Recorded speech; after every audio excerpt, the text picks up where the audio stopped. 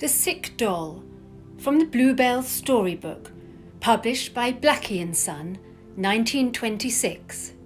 Illustrated by Mabel Lucie Attwell.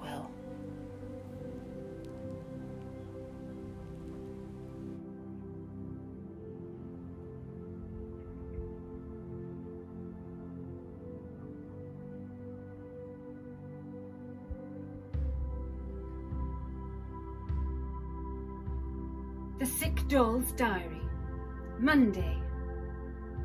Though I'm really too ill to do anything, I know that a sick doll's diary will be awfully useful, and I feel that I must try to tell all about my accident. It's really not pleasant to talk about one's illnesses, and it's bad form as well, but with accidents it's different. How it happened was rather awful. These things come so quickly that one really knows nothing about them till afterwards. Oh, I must have some eau de cologne for my head. I was sitting on the drawing room windowsill where Penelope had put me, and that awful Caesar was lying on the best couch close by.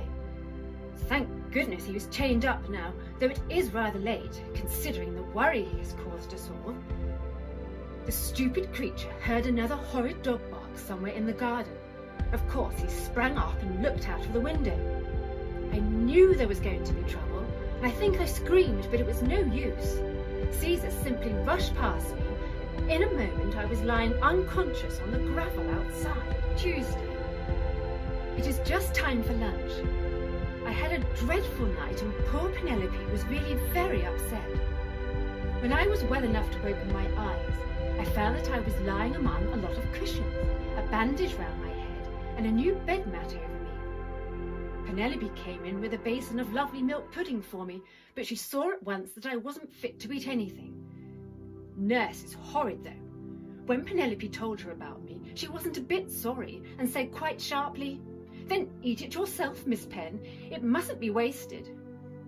If I have a relapse, nurse will be to blame. Wednesday.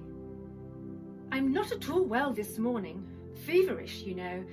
And I've just heard Penelope say that the crack in my head will never mend if my temperature is going to keep up as it does. She says I'm quite flushed too, which is disappointing, as it makes people say I'm not really ill at all. Thursday.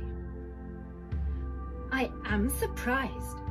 That horrid Caesar is actually loose again, and doesn't seem a bit worried about his conduct.